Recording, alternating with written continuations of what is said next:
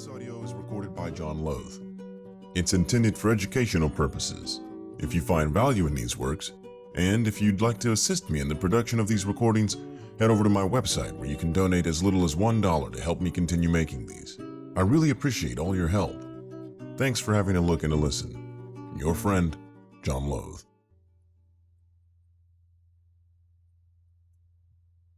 Tragedy and Hope: A History of the World in Our Time by Carroll Quigley. Chapter 13, Part 3. The Year of Dupes, 1939. Plans for appeasement by Chamberlain and plans for aggression by Hitler did not end with Munich. Within 3 weeks of this agreement, October 21, 1938, Hitler issued orders to his generals to prepare plans to destroy the rump of Czechoslovakia and to annex Memel from Lithuania.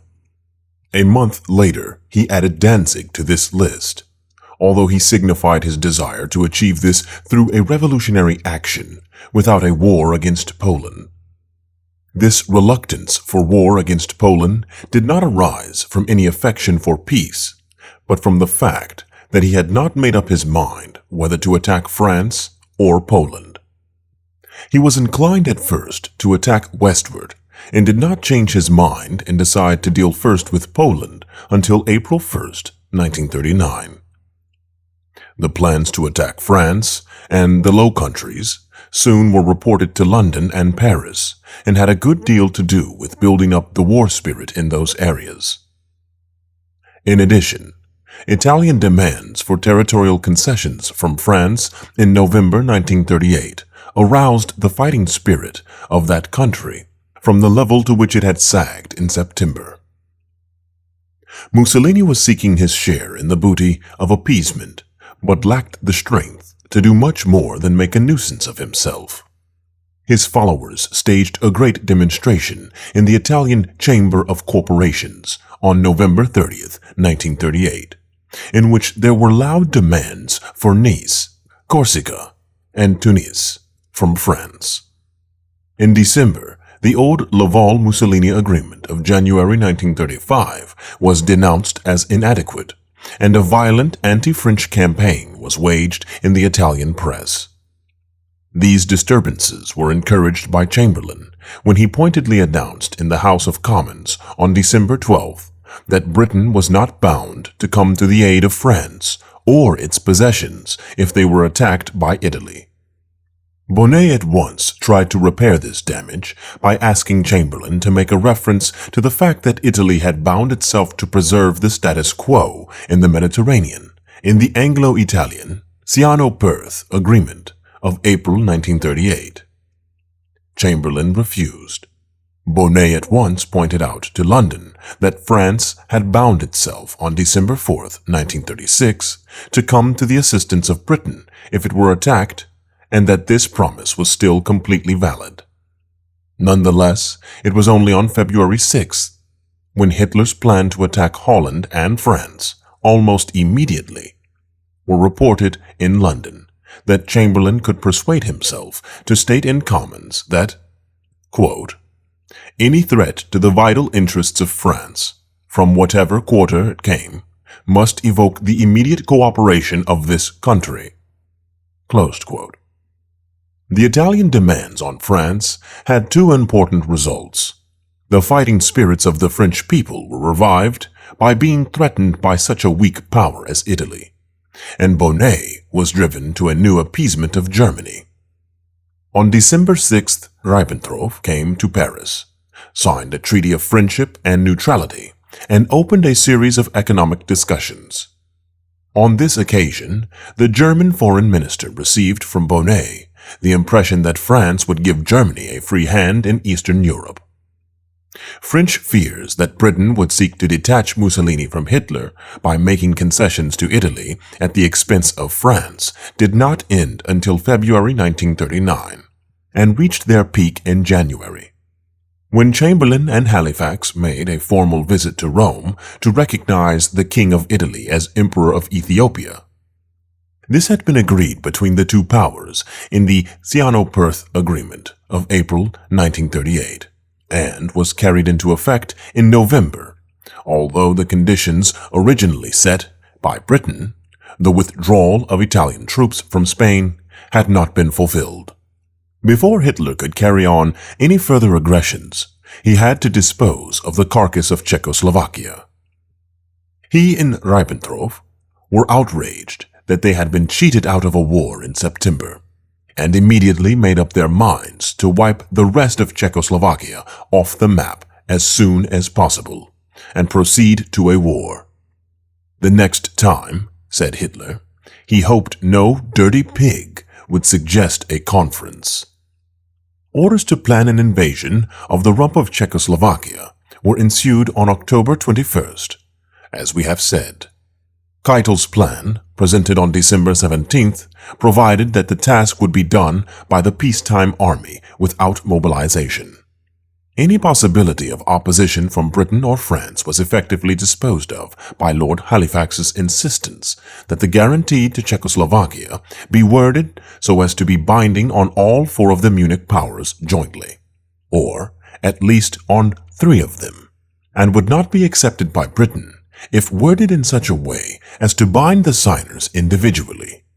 This made any guarantee meaningless, and this distasteful project was indefinitely postponed by a German note to Lord Halifax on March 3, 1939. By this last date, Hitler was ready to strike at the rump of Czechoslovakia. Hungary was invited to join in this operation and eagerly accepted on March 13th. In the meantime, the projected victim was a nest of intrigue. Sudeten Nazis were everywhere, seeking to make trouble. Poland and Hungary were working to get a common frontier by obtaining Slovakia as a protectorate for Poland and Ruthenia as a province of Hungary. They hoped in this way to block Germany's movement to the east and to keep Russian influence out of Central Europe. Within the two autonomous provinces, Slovakia and Ruthenia, and to a much lesser degree in Bohemia, Moravia, there was turmoil as various reactionary and semi-fascist groups angled for power and German favor. The degree of political maturity in Slovakia may be judged from the fact that the members of Monsignor Tisso's cabinet personally took bombs from the Nazis to stir up trouble in their own province. Their efforts to break away from Prague completely were hampered by the financial insolvency of Slovakia. When they appealed to Prague for financial assistance on March 9, 1939, President Hacha disposed the Slovak premier and three of his ministers. Seyss-Inquart, accompanied by several German generals, forced the Slovak cabinet to issue a declaration of independence from Prague. Tiso, summoned to Hitler's presence in Berlin on March 13th, was persuaded to approve this action. The declaration was received with profound apathy by the Slovak people. Although the German radio filled the air with stories of riots and disturbances, and various Nazi bands within both Slovakia and Bohemia did their best to make the facts fit the description. On March 14th, Hacha, the president of Czechoslovakia, was forced to go to Berlin. Although he was 66 years old and not in the best of health, Hacha was subjected to a brutal 3-hour-long tongue-lashing by Hitler, during which he had to be revived from a fainting spell by an injection administered by Hitler's physician. He was forced to sign documents handing Czechoslovakia over to Hitler and ordering all resistance to the invading German forces to cease. Ruthenia had already proclaimed its independence, March 14th. Within a week, Bohemia, Moravia, and Slovakia were declared German protectorates, and the former was taken within the German economic system. Ruthenia was annexed by Hungary after 1 day of independence. Europe had not yet recovered from the shock of March 15th, when Germany seized Memel from Lithuania on March 22nd, and Italy obtained its crumb of satisfaction by seizing Albania on April 7, 1939. It is usually said that the events of March 1939 revealed Hitler's real nature and real ambitions, and marked the end of appeasement. This is certainly not true as stated. It may have opened the eyes of the average man to the fact that appeasement was merely a kind of slow suicide, and quite incapable of satisfying the appetites of aggressors who were insatiable. It also made clear that Hitler was not really concerned with self-determination or with a desire to bring all Germans back to the Reich. The annexation of territories containing millions of Slavs showed that Hitler's real aim was power and wealth, and eventually world domination. Thus, from March onward, it became almost impossible to sell appeasement to the public, especially to the British public, who were sufficiently sturdy and sensible to know when they had had enough. But the British public and the British government were two different things, and it is quite untrue to say that the latter learned Hitler's real ambitions in March 1939 and determined to oppose them. Above all, it is completely wrong to say this of Chamberlain, who more and more was running foreign policy as his own personal business. Hitler's real ambitions were quite clear to most men in the government, even before Munich, and were made evident to the rest during that crisis, especially by the way in which the German High Command seized hundreds of villages in Czechoslovakia with overwhelming Czech populations and only small German minorities, and did so for strategic and economic reasons in the period October 1st through the 10th, 1938. But for the members of the government, the real turning point took place in January 1939, when British diplomatic agents in Europe began to bombard London with rumors of a forthcoming attack on the Netherlands and France. At that moment, appeasement in the strict sense ceased. To the government, the seizure of Czechoslovakia in March was of little significance, except for the shock it gave to British opinion. The government had already written off the rump of Czechoslovakia completely, a fact which is clear as much from the direct statements as by the refusal to guarantee that rump, and the attention given to other matters even when the seizure was known, as it was after March 11th. For example, Lord Halifax sent President Roosevelt a long letter analyzing the international situation on January 24th. It is completely realistic about Hitler's outlook and projects, but Czechoslovakia is not mentioned, neither is appeasement. Nevertheless, concessions to Germany continued, but now, paralleled with concessions, went a real effort to build up a strong front against Hitler for the day when concessions would break down. Moreover, concessions were different after March 17th, because now they had to be secret. They had to be secret because public opinion refused any longer to accept any actions resembling appeasement, but they were continued for several reasons. In the first place, British rearmament was slow, and concessions were given to win time. In the second place, the projects of the anti-Bolsheviks and three-block world supporters demanded continued concessions. In the third place, Chamberlain continued to work to achieve his 7-point settlement with Hitler, in the hope that he could suddenly present it to the British electorate as a prelude to a triumphant general election, which he planned for the winter of 1939 to 1940. Of these three causes, the first, to gain time for rearmament, was the least important, although it was the most readily used to justify secret concessions when they were found out. This is clear from the nature of the concessions. These were frequently such as to strengthen Germany rather than to gain time for Britain. The projects of the anti-Bolsheviks and the three-block world supporters were too dangerous to admit publicly, but they were sufficiently well known in Berlin to lead to the belief, even in moderate circles, that Britain would never go to war for Poland.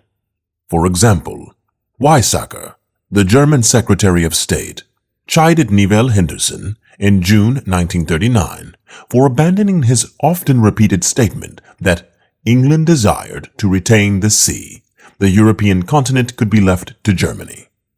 However, these two groups, although still active in 1939 and even in 1940, had not originally envisaged the complete destruction of Czechoslovakia or Poland. They had expected that Hitler would get to the Sudetenland, Danzig, and perhaps the Polish corridor, and that he would then be stabilized between the Oceanic Bloc and the Soviet Union, with contact with the latter across the Baltic states. It was expected that a rump Czechoslovakia and a rump Poland would be able to survive between Germany and Russia, as Holland or Switzerland could survive between the Oceanic Bloc and Germany. Moreover, the three-bloc world supporters never wanted Hitler to drive southward, either to the Adriatic or to the Aegean. Accordingly, although divided in respect to Romania and the Black Sea, they were determined to support Turkey and Greece against both Germany and Italy. As a consequence of these hidden and conflicting forces, the history of international relations from September 1938 to September 1939, or even later, is neither simple nor consistent. In general, the key to everything was the position of Britain, for the aims of the other countries concerned were relatively simple.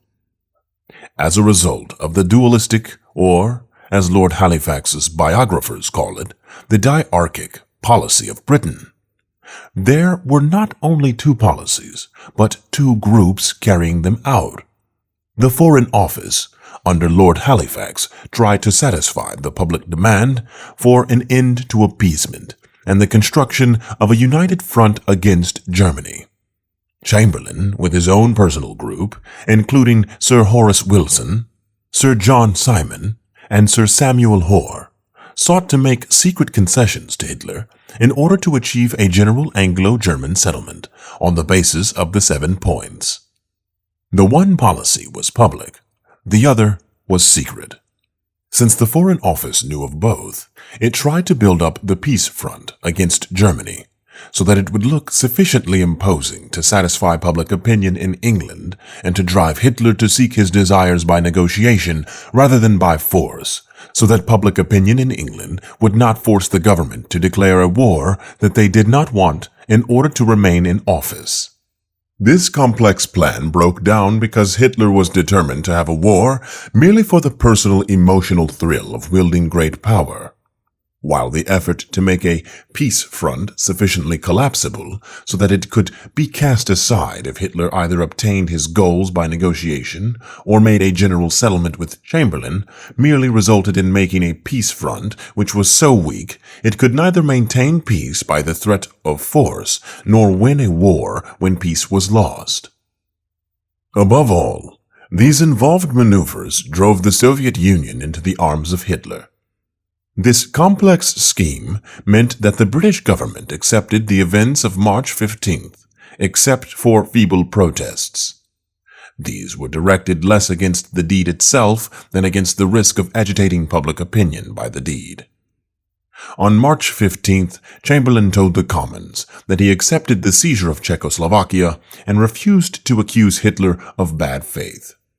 But 2 days later, when the howls of rage from the British public showed that he had misjudged the electorate, he went to his constituency in Birmingham on March 17th and denounced the seizure. However, nothing was done except to recall Henderson from Berlin for consultations and cancel a visit to Berlin by the president of the Board of Trade planned for March 17th through March 20th.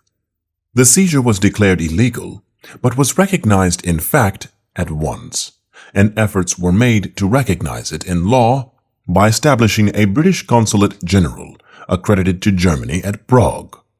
Moreover, £6 million in Czech gold reserves in London were turned over to Germany, with the puny and untrue excuse that the British government could not give orders to the Bank of England, May 1939. The German acquisition of the Czech gold in London was but one episode in an extensive and largely secret plan for economic concessions to Germany. For Chamberlain and his friends, the Czechoslovak crisis of March 1939 was merely an annoying interruption to their efforts to make a general agreement with Germany in terms of the 7 points we have already mentioned. These efforts had been interrupted after March 3, 1938, by the Czechoslovak crisis of that year.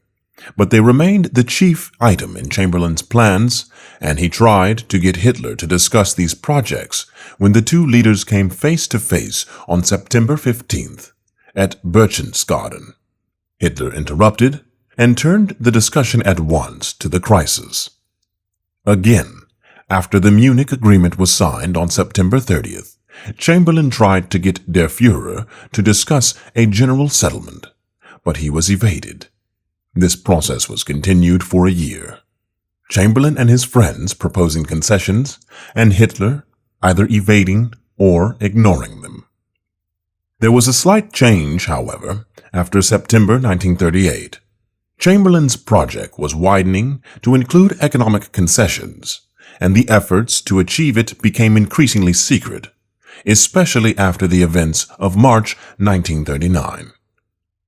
After September 1938, the 7-point project was broadened by adding an 8th point: economic support for Germany, especially in exploiting Eastern Europe. The German economic situation was critical at the end of 1938 because of the speed of rearmament, the expense and economic disruption arising from the mobilization of 1938, and the great shortage of foreign exchange, which hampered the importation of necessary commodities. Göring, as commissioner of the 4-year economic plan, presented these facts at a secret conference on October 14, 1938. In the course of his speech, he spoke roughly as follows. Quote, "I am faced with unheard-of difficulties. The treasury is empty. Industrial capacity is crammed with orders for many years. In spite of these difficulties, I am going to go ahead under all circumstances. Memoranda are no help.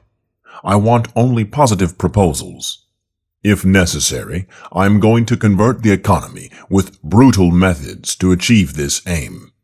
The time has come for private enterprise to show if it has a right to continued existence. If it fails, I am going over to state enterprise regardless. I am going to make barbaric use of the full powers given me by the Führer. All the aims and plans of the state, the party, and other agencies which are not along this line must be rejected pitilessly. Ideological problems cannot be solved now. There will be time for them later. I warn against making promises to labor which I cannot keep. The desires of the labor front must sink into the background. Industry must be fully converted. An immediate investigation of productive plants is to be started to determine whether they can be converted for armaments or export, or whether they are to be closed down. The problem of the machine tool industry comes first in this. It remains now to decide who is going to carry out this task, the state or self-administered industry." Closed quote. The Entente governments were aware of these German problems, but instead of seeking to increase them, they sought to alleviate them. When economic and political duress was put by Germany on the countries of southeastern Europe in October and November 1938, Chamberlain defended Germany's right to do so in the House of Commons. No economic support was granted to these countries to help them to resist, except for a loan to Turkey. On the contrary, the British government, through the Federation of British Industries, began to negotiate with Germany to create a complete system of industrial cooperation, with cartels dividing the world's markets and fixing prices for over 50 industrial groups. A coal agreement was signed, at Britain's request, at the end of January 1939, and a general agreement was signed between the Federation of British Industries and the Reichsgruppe Industry on March 16, 1939. In his speech of January 30th, 1939, Hitler said, "We must export or die." 2 weeks later, the British government sent Frank Ashton Gwatkin to Berlin to find out, if possible, what roads are still open to economic recovery and reconstruction and might, therefore, be worth pursuing, and what roads are closed. On March 5th, he reported that Germany's critical economic situation was caused by its political actions in 1938, and that it must now turn to economic actions for 1939. This, he felt, implies, though it does not necessitate, some limitation of the armaments race. Secondly, it means that Germany must look towards the United Kingdom for assistance or cooperation in the economic sphere. He listed the concessions that the Germans wanted and concluded, "We should not ignore the possibilities of a more peaceful development, and we should not put Hitler in a position to say that once again he made an offer of cooperation to England, and that offer was pushed aside." Accordingly, the discussions continued, and the British government announced that the president of the Board of Trade, Oliver Stanley, would go to Berlin on March 17th. The British military attaché in Berlin protested as violently as he dared against this economic appeasement in a letter of February 27th, saying, quote, "We can only reduce the speed and scope of the universal armaments race by forcing a reduction of tempo on Germany. Germany is apparently now in dire economic straits. We have not applied the economic screw. Germany has tightened it down herself, and it is surely unsound for us to ease it before Germany has made an effort to do so herself. From the military point of view, concessions made by us to the present regime in Germany are generally to be deplored. The opposition in Germany and our potential allies in a possible war, above all America, are becoming more and more convinced of our weakness and lack of will or power to stand up to Germany." Close quote. When the Bohemian crisis broke on March 15, 1939, Chamberlain announced that Oliver Stanley's visit to Berlin that weekend would be postponed, but that the economic conversations between the British and German industrial associations were continuing. Public outcry continued so high that on March 28th it was announced that these negotiations were being broken off because of disturbed public opinion. However, on April 2nd, only 5 days later, the German commercial attaché in London was secretly informed that the British were ready to reopen the discussions. The amazing fact is that the British unilateral guarantee to Poland was given on March 31st, exactly halfway between the public breaking off and the secret resumption of the economic negotiations. It should perhaps be mentioned that France, throughout this period, was also negotiating trade agreements to send raw materials to Germany, as a result of a preliminary agreement signed during Ribbentrop's visit to Paris, early in December 1938. Although the documentation is not complete, we know that this French-German agreement was in final draft by March 11th. In spite of these concessions, Hitler was thirsting for war, and replied to every concession with a new bombshell, which disturbed British public opinion once more. In November 1938, the Germans engaged in several days of sustained atrocities against the Jews, destroying their property, razing their temples, assaulting their persons, and concluding by imposing on the Jews of Germany a collective fine or assessment of 1 billion Reichsmarks. This was followed by a series of laws excluding the Jews from the economic life of Germany.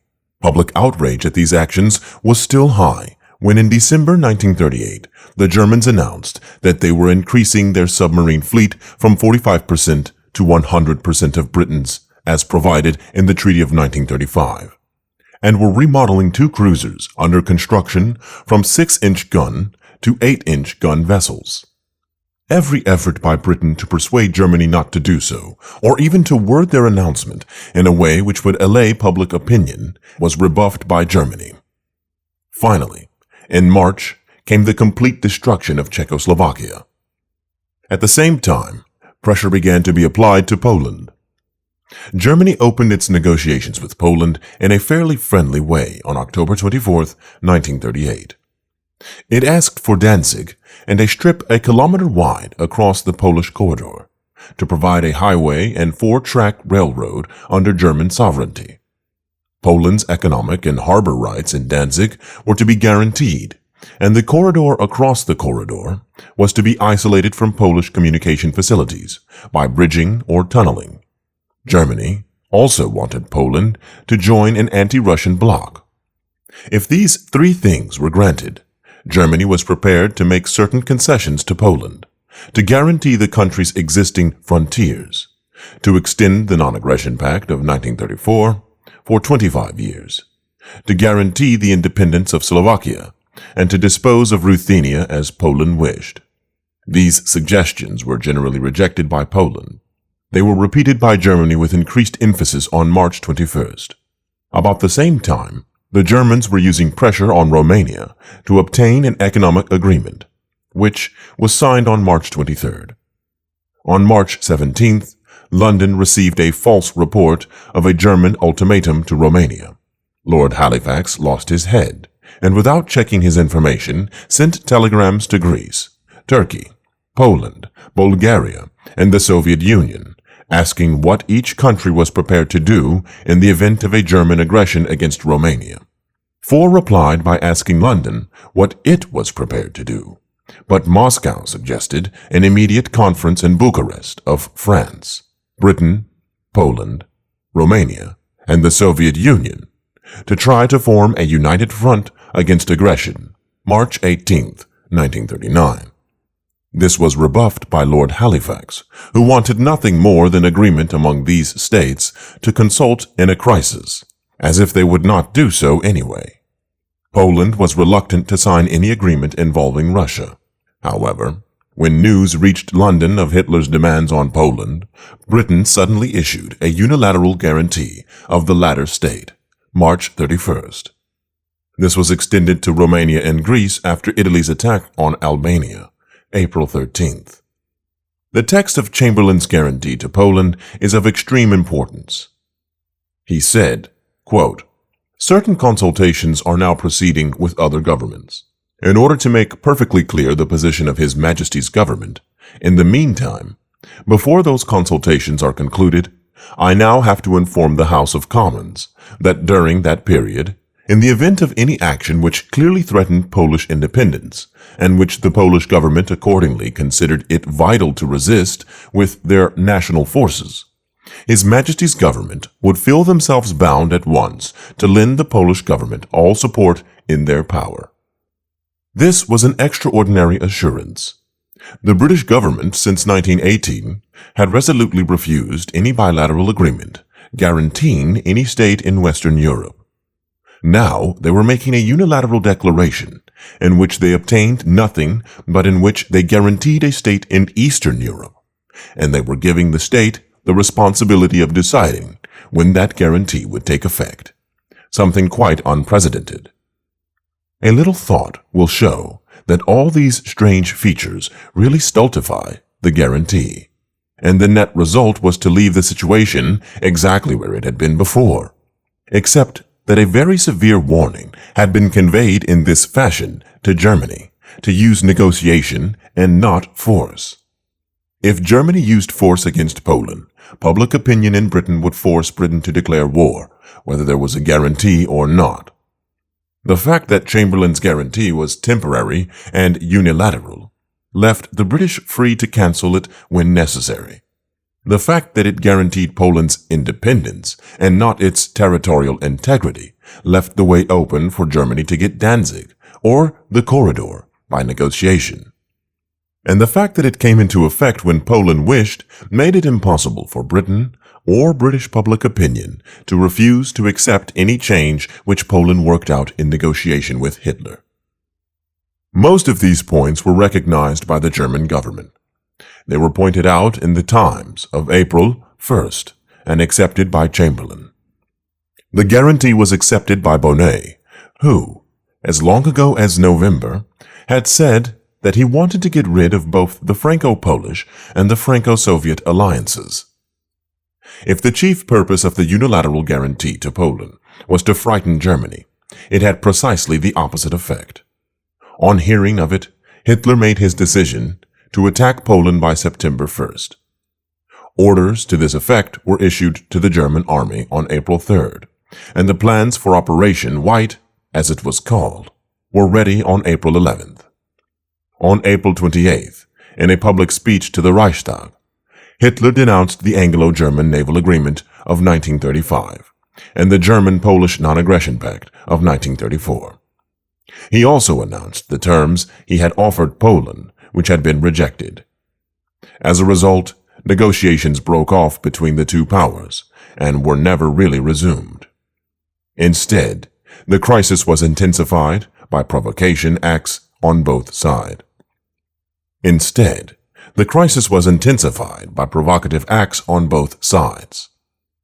On May 22, a German-Italian alliance was signed, the Pact of Steel, as Mussolini called it. Here, again, the wording was important. It was a clearly aggressive alliance, since the parties promised to support each other, not against unprovoked attacks, as was customary, but in all cases. At the signing, Germany was told flatly that Italy could not make war before 1943, and that the approaching war would be a war of exhaustion. The very next day, May 23, 1939, Hitler held a secret conference with his generals. In the course of a lengthy speech, he said, quote, "Danzig is not the subject of this dispute at all. It is a question of expanding our living space in the East and of securing our food supplies and the settlement of the Baltic problems. Food supplies can be expected only from thinly populated areas. Over and above the natural fertility, thoroughgoing German exploitation will increase production enormously. There is no other possibility in Europe. Beware of gifts of colonial territory.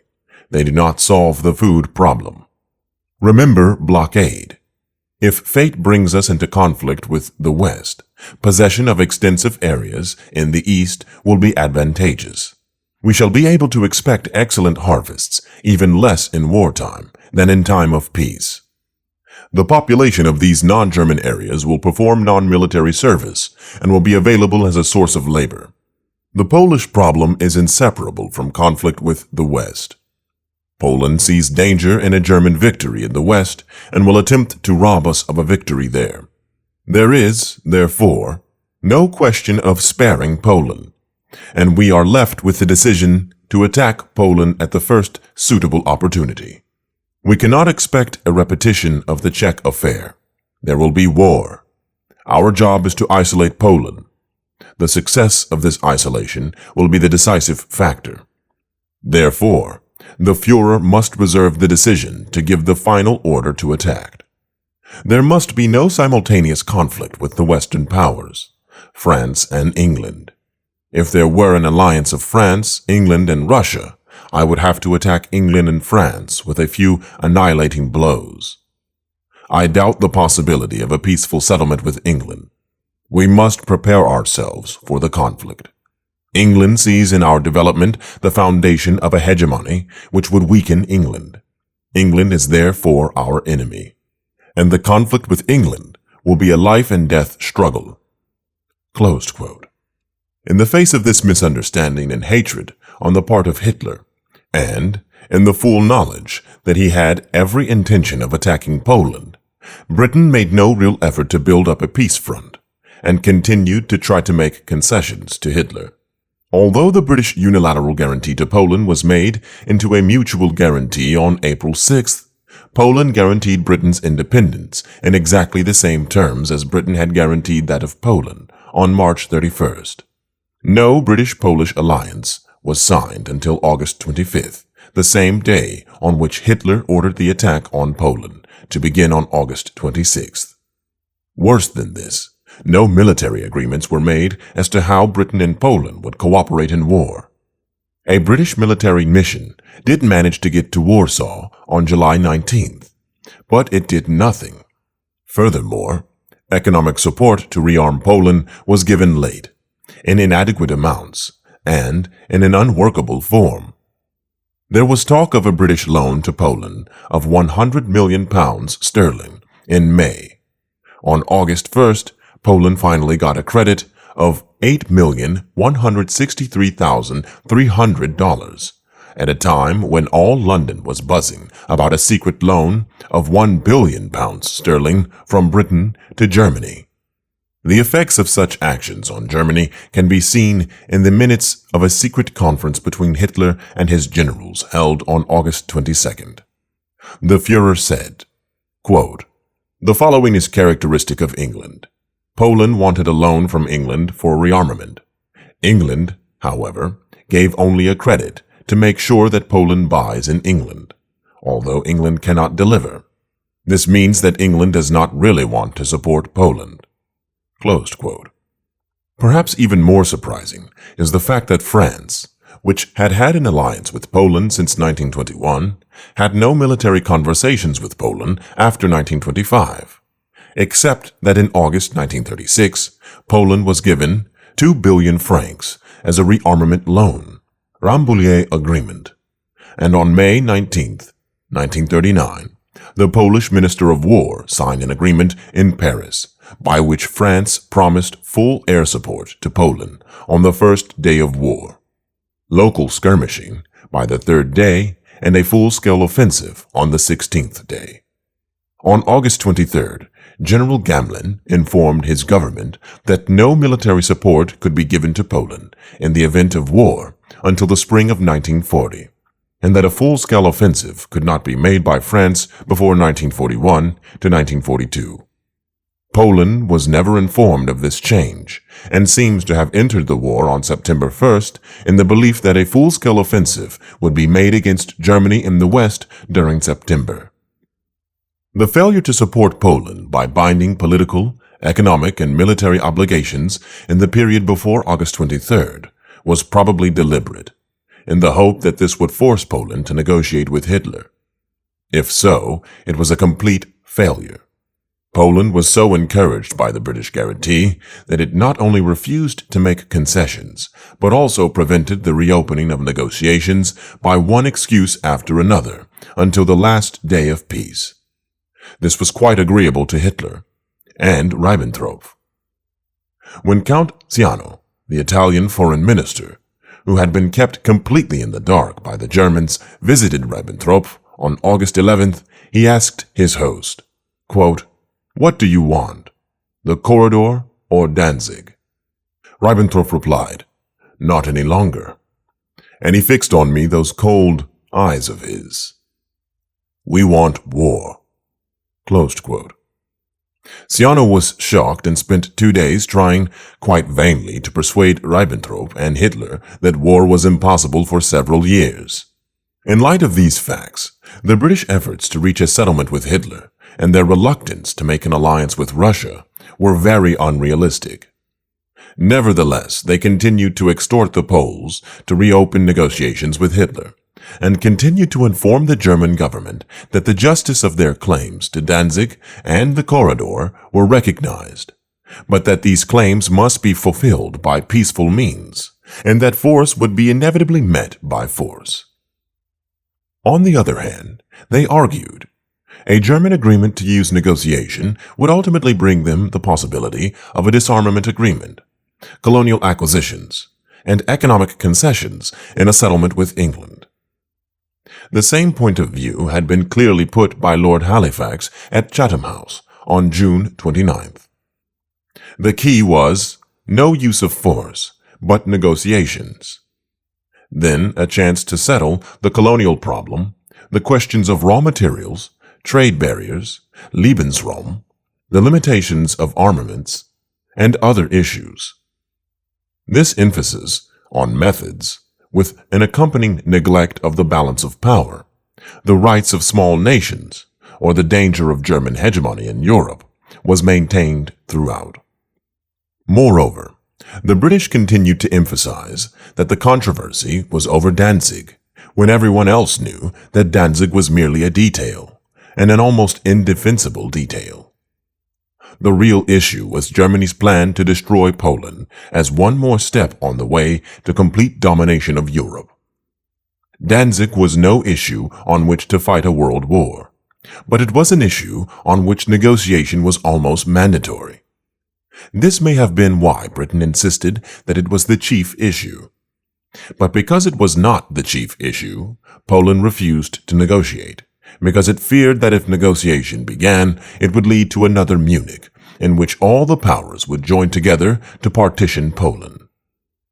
Danzig was a poor issue for a war because it was a free city under the supervision of the League of Nations, and, while it was within the Polish customs and under Polish economic control, it was already controlled politically by the local Nazi party under a German Gauleiter, and would at any moment vote to join Germany if Hitler consented.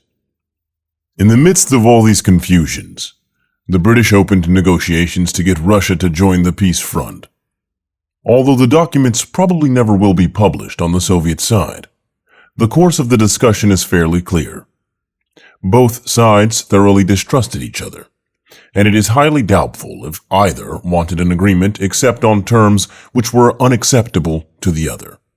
Chamberlain was very anti-Bolshevik, and the Russians, who had seen him perform in regard to Ethiopia, Spain, and Czechoslovakia, were not convinced that he had finally decided to stand up to Hitler.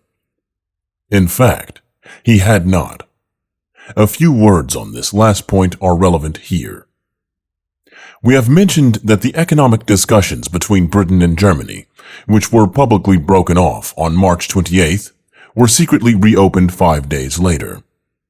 We do not know what became of these, but about July 20th, Helmut Walthat, Reich Commissioner for the 4-year plan, who was in London at an international whaling conference, was approached with an amazing proposition by R.S. Hudson, Secretary to the Department of Overseas Trade.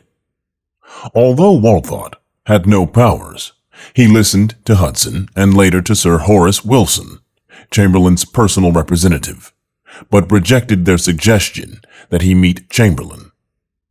Wilson offered 1. A non-aggression pact with Germany, 2. A delimitation of spheres of interest, 3. Colonial concessions in Africa along the lines already mentioned, 4. An economic agreement, and 5. A disarmament agreement. One sentence of Dirksen's report on this matter is significant. It says, quote, Sir Horace Wilson definitely told Walthat that the conclusion of a non-aggression pact would enable Britain to rid herself of her commitments vis-à-vis Poland. Close quote. That Chamberlain wanted a non-aggression pact with Germany was stated by him publicly on May 3rd, only 5 days after Hitler denounced his non-aggression pact with Poland. Dirksen's report of July 21st continued. Quote, Sir Horace Wilson further said that it was contemplated holding new elections in Britain this autumn. From the point of view of purely domestic political tactics, it was all one to the government whether the elections were held under the cry, "Be ready for a coming war," or under the cry, "A lasting understanding with Germany in prospect and achievable." It could obtain the backing of the electors for either of these cries and assure its rule for another 5 years. Naturally, it preferred the peaceful cry. Close quote. News of these negotiations leaked out, apparently from the French, who wished to break them off, but the rumor was that the discussions were concerned with Chamberlain's efforts to give Germany a loan of £1 billion. This is not supported by the documents. This outcry, however, made it difficult to carry on the discussions, especially as Hitler and Ribbentrop were not interested. But Chamberlain kept Lord Runciman busy, training to be the chief economic negotiator in the great settlement he envisaged. On July 29th, Court, the German charge d'affaires in London, had a long talk with Charles Rawdon Buxton, acting, he believed, on behalf of Chamberlain. It was along the same lines. These offers were repeated in a highly secret conversation between Dirksen and Wilson in the latter's residence on August 3rd. Wilson wanted a four-power pact, a free hand for Germany and Eastern Europe, a colonial agreement, an economic agreement, and so forth. Dirkson's record of this conversation then reads, quote, "After recapitulating his conversation with Walthott, Sir Horace Wilson expatiated at length on the great risk Chamberlain would incur by starting confidential negotiations with the German government. If anything about them were to leak out, there would be a grand scandal, and Chamberlain would probably be forced to resign." Closed quote. Dirkson did not see how any binding agreement could be reached under conditions such as this. Quote, "For example, owing to Hudson's indiscretion, another visit of Earl Walthott to London was out of the question." Closed quote. To this, Wilson suggested that, quote, "the two emissaries could meet in Switzerland or elsewhere." Closed quote. It was pointed out by Wilson that if Britain could get a non-aggression pact with Germany, it would adopt a non-intervention policy in respect to Greater Germany. This would embrace the Danzig question. For example, It is clear that these negotiations were not a purely personal policy of Chamberlain's, but were known to the Foreign Office. For example, on August 9th, Lord Halifax repeated much of the political portion of these conversations. After Munich, he said, he had looked forward to 50 years of peace with Germany, the dominant power on the continent, with predominant rights in southern Europe, particularly in the field of commercial policy. Britain would engage only in moderate trade in that area.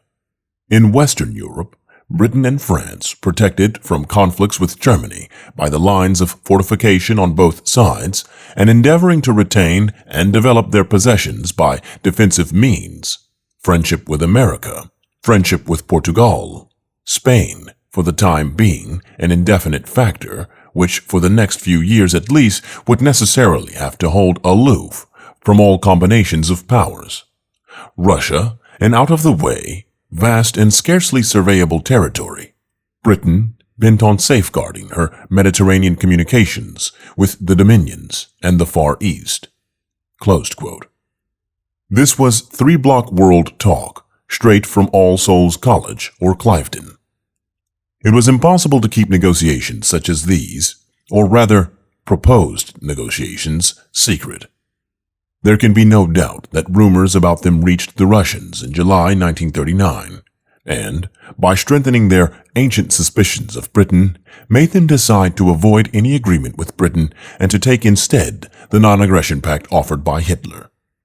The outburst of public rage at Russia for doing this by Britain and America now seems singularly inappropriate in view of the fact that the British government was trying to do the same thing at the same time, and the fact that France had signed what Russia regarded as a non-aggression pact with Germany on December 6, 1938. Indeed, Sir Neville Henderson, who undoubtedly was more extreme than some of his associates, went so far as to condone an alliance between Britain and Germany on August 28, 1939. Obviously, such an alliance could be aimed only at Russia. The relevant portion of his report to Lord Halifax reads, quote, "At the end, Herr von Ribbentrop asked me whether I could guarantee that the Prime Minister could carry the country with him in a policy of friendship with Germany. I said there was no possible doubt whatever that he could and would, provided Germany cooperated with him. Herr Hitler asked whether England would be willing to accept an alliance with Germany. I said, speaking personally, I did not exclude such a possibility, provided the development of events justified it." Closed quote. The theory that Russia learned of these British approaches to Germany in July 1939 is supported by the fact that the obstacles and delays in the path of a British-Russian agreement were made by Britain from the middle of April to the second week of July, but were made by Russia from the second week in July to the end of August 21st. This is supported by other evidence, such as the fact that discussions for a commercial agreement between Germany and Russia, which were broken off on January 30th, 1939, were resumed on July 23rd, and this agreement was signed on August 19th. The negotiations for an Anglo-Russian agreement were opened by Britain on April 15th, probably with the double purpose of satisfying the demand in Britain and warning Hitler not to use force against Poland. The first British suggestion was that the Soviet Union should give unilateral guarantees to Poland and Romania, similar to those given by Britain. The Russians probably regarded this as a trap to get them into a war with Germany, in which Britain would do little or nothing, or even give aid to Germany. That this last possibility was not completely beyond reality is clear from the fact that Britain did prepare an expeditionary force to attack Russia in March 1940, when Britain was technically at war with Germany, but was doing nothing to fight her. The Russians did not reject the British suggestion of April 1939, but agreed to guarantee Poland and Romania, if the guarantee were extended, to all the states on their western frontier, including Finland, Estonia, Latvia, Lithuania, Poland, and Romania, and if it were accompanied by a mutual assistance pact of Britain, France, and Russia, and by a military convention in which each state specified what it would do if the pact came into effect. This offer was a much greater concession than the British seemed to appreciate, since it meant that Russia was guaranteeing its renunciation of all the territory in these 6 states, which it had lost to them since 1917. Instead of accepting the offer, the British began to quibble. They refused to guarantee the Baltic states on the ground that these states did not want to be guaranteed, although they had guaranteed Poland on March 31st when Joseph Beck did not want it and had just asked the Soviet Union to guarantee Poland and Romania, neither of whom wanted a Soviet guarantee. When the Russians insisted, the British countered by insisting that Greece, Turkey, Holland, Belgium, and Switzerland must also be guaranteed, in place of the alliance which Russia wanted, to protect itself against having to fight Germany alone. Britain suggested that the Russian guarantee would become valid only if Britain and France took action to fulfill their own guarantee first. France and Russia were both pushing Britain to form a triple alliance, but Britain was reluctant. Churchill and Lloyd George were pushing in the same direction, but Chamberlain fought back on the floor of the House, refusing to help to form or to join any opposing blocs. He also refused to send a cabinet minister to negotiate in Moscow, and refused Eden's offer to go. Instead, he sent William, later Lord Strang, a second-rank Foreign Office official, and only on June 14th. Moreover, the British delayed the discussions to the great irritation of the Soviet leaders, although verbally they were always insisting on speed. To show its displeasure, the Soviet Union on May 3rd replaced Litvinov with Molotov as foreign minister. This should have been a warning. Litvinov knew the West and was favorable to democracy, to collective security, and to the Western powers. As a Jew, he was anti-Hitler. Molotov was a contrast from every point of view, and could not have been impressed with British sincerity when he had to negotiate with Strang, rather than with Halifax or Eden. The conversations continued with Molotov still insisting on the 3 essentials. 1. Mutual assistance in a triple alliance. 2. Guarantees to all the border states. And 3. Specific obligations as to the amount of assistance by a military convention. On May 19th, Chamberlain and Commons refused an alliance between ourselves and other countries, and pointed with satisfaction to that great virile nation on the borders of Germany, which under this agreement of April 6th is bound to give us all the aid and assistance it can. He was talking about Poland. He seemed not to realize that Poland was much weaker than the Czechoslovakia he had wrecked in 1938. But he should have known better, because the French clearly knew better.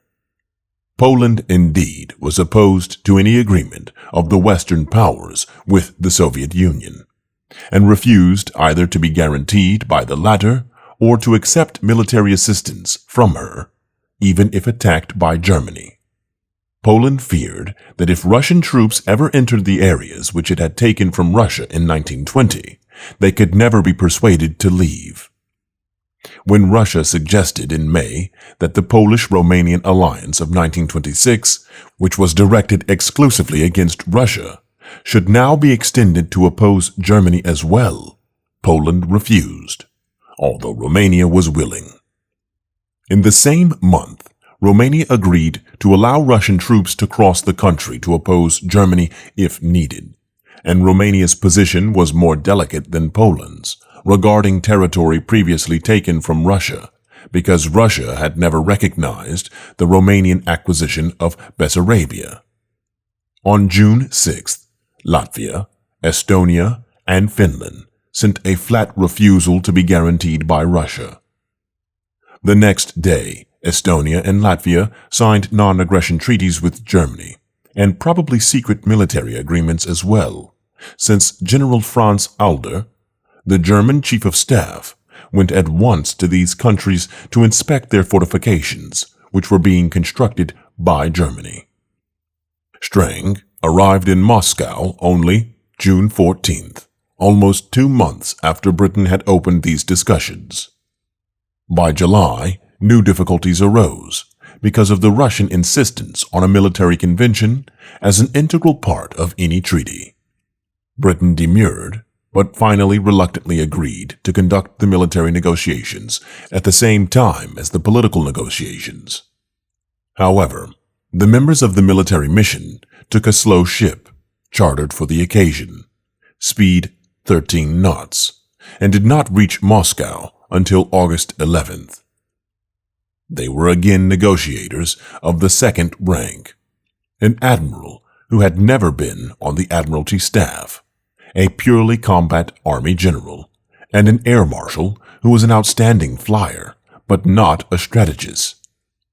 To negotiate with these three, the Soviet Union named the Commander-in-Chief of the Russian Army, the Commander-in-Chief of the Russian Navy, and the Chief of the Russian General Staff. In London, according to rumor, neither side wanted an agreement, and the military mission had been sent to Moscow to spy out Russia's defenses. From this time on, the obstacles to an agreement were clearly coming from the Russian side, although, considering Chamberlain's secret efforts to make a settlement with Germany, there is no reason to believe that he wanted an agreement with Russia. But perhaps his negotiators in Moscow did. Certainly the French did. From August 10th on, the Russians demanded specific answers and raised their own demands with every answer. They wanted an exact military commitment as to what forces would be used against Germany in the West, so that she would not be free to hurl her whole force against the East. They wanted guarantees whether the states concerned accepted or not. They wanted specific permission to fight across territory, such as Poland, between Russia and Germany. These demands were flatly rejected by Poland on August 19th. On the same day, Russia signed the commercial treaty with Germany.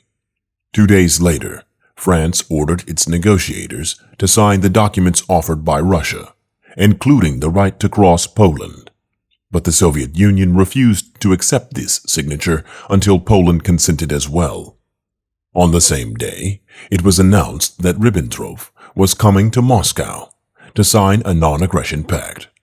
He arrived with a staff of 32 persons in a Condor plane on August 23rd and signed the agreement with Molotov late that night. The published portion of the agreement provided that neither signer would take any aggressive action against the other signer or give any support to a third power in such action. The secret protocol which was added delimited spheres of interest in Eastern Europe. The line followed the northern boundary of Lithuania and the Narew, Vistula, and San rivers in Poland, and Germany gave Russia a free hand in Bessarabia.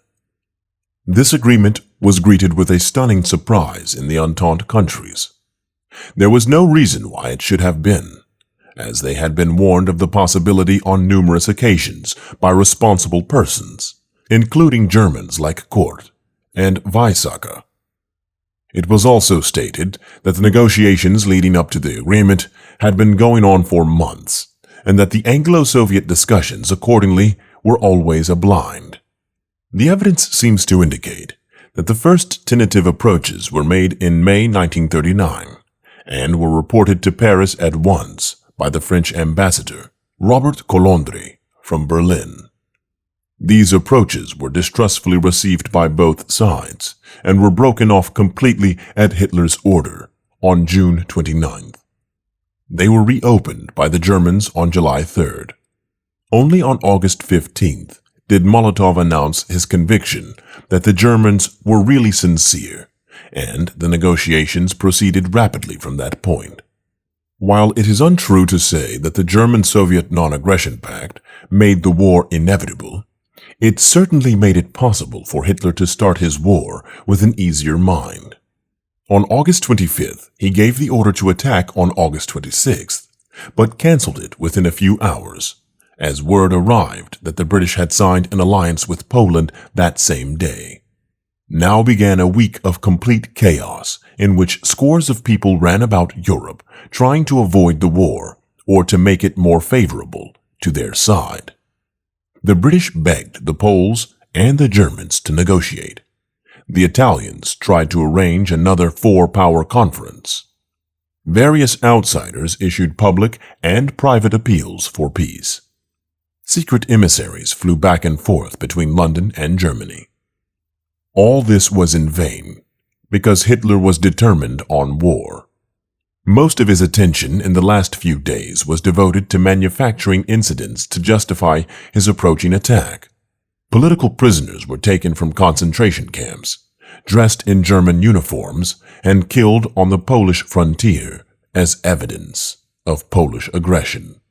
A fraudulent ultimatum with 16 superficially reasonable demands on Poland was drawn up by Ribbentrop and presented to the British ambassador when the time limit had already elapsed. It was not presented to the Poles, perhaps because they were so afraid of a second Munich that they hardly dared to talk with anyone. Indeed, the Polish ambassador in Berlin had been ordered by Beck not to accept any document from the Germans. The German invasion of Poland at 4:45 a.m. on September 1st, 1939, did not by any means end the negotiations to make peace, nor, for that matter, did the complete collapse of Polish resistance on September 16th through the 17th. Since these efforts were futile, little need be said of them except that France and Britain did not declare war on Germany until more than 2 days had elapsed. During this time, no ultimatums were sent to Germany, but she was begged to withdraw her forces from Poland and open negotiations. While Poland shuddered under the impact of the first blitzkrieg, British public opinion began to grumble, and even the government's supporters in Parliament became restive. Finally, at 9 a.m. on September 3rd, Henderson presented to Schmidt, Hitler's interpreter, an ultimatum which expired at 11 a.m. In a similar fashion, France entered the war at 6 p.m. on September 3rd.